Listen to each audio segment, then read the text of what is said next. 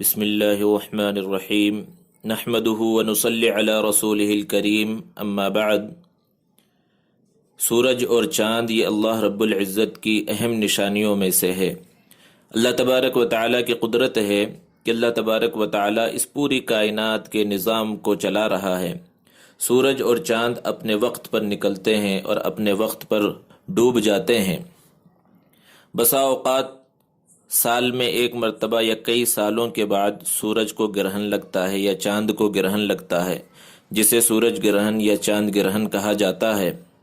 تو یہ جو نظام مستقل اللہ رب العزت کا چل رہا ہوتا ہے، اس کے برخلاف جو چیز پیش آ جاتی ہے تو اسے سورج گرہن کہا جاتا ہے کہ سورج کی روشنی ماند پڑ جاتی ہے اور دن میں ہی ایسا محسوس ہوتا ہے جیسے کہ رات ہو چکی ہو، کیونکہ سورج کے سامنے کوئی ایسی چیز آ جاتی ہے جس کی وجہ سے سورج کی روشنی زمین پر نہیں پڑتی۔ اسی طرح بسا اوقات چاند کو گرہن لگتا ہے۔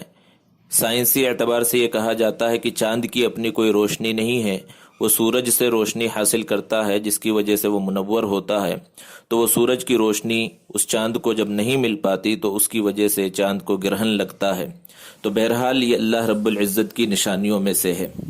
آج کی رات کے بارے میں یہ کہا جا رہا ہے کہ اس رات میں چاند کو گرہن لگے گا۔ اللہ کے رسول صلی اللہ علیہ وسلم کے زمانے کے اندر سورج کو گرہن لگا، تو اس وقت بعض لوگوں کا یہ خیال تھا زمانے جاہلیت میں کہ جب کوئی پیدا ہوتا ہے یا کسی بڑے کا انتقال ہو جاتا ہے تو سورج گرہن یا چاند گرہن ہوتا ہے۔ نبی صلی اللہ علیہ وسلم نے ارشاد فرمایا، کسی کے پیدا ہونے اور کسی کی موت کی وجہ سے سورج گرہن اور چاند گرہن نہیں ہوتا۔ اور نبی کریم صلی اللہ علیہ وسلم کا معمول تھا سورج گرہن اور چاند گرہن پر نماز پڑھنے کا، کہ جب سورج گرہن ہو جائے تو جماعت کے ساتھ نماز پڑھنا چاہیے اور اتنی طویل قرات اس کے اندر ہونی چاہیے، رکوع و سجود طویل ہونے چاہیے کہ سورج کا گرہن ختم ہو جائے۔ لیکن جب چاند گرہن ہو تو اس میں انفرادی نماز پڑھنی چاہیے اور اللہ رب العزت سے دعا مانگنی چاہیے، اللہ تبارک و تعالیٰ کا ذکر کرنا چاہیے۔ یہ نبی کریم صلی اللہ علیہ وسلم کی تعلیمات میں سے ہے۔ لوگوں کے ذہنوں میں غلط فہمی یہ بٹھا دی گئی ہے کہ جب سورج گرہن یا چاند گرہن ہو جائے تو حاملہ عورت باہر نہ نکلے اور اپنے ہاتھ میں چھری نہ لے، کیونکہ اگر وہ ایسا کرے گی تو اس سے بچہ صحیح پیدا نہیں ہوگا، اس کے ہونٹ وغیرہ کٹے ہوئے ہوں گے۔ یہ غلط فہمی پھیلائی جاتی ہے، اس کا حقیقت سے کوئی تعلق نہیں، شرعی اعتبار سے بھی اس کی کوئی حقیقت نہیں، ایک غلط اور فاسد عقیدہ ہے، اور سائنسی اعتبار سے بھی اس چیز کی کوئی حقیقت نہیں ہے۔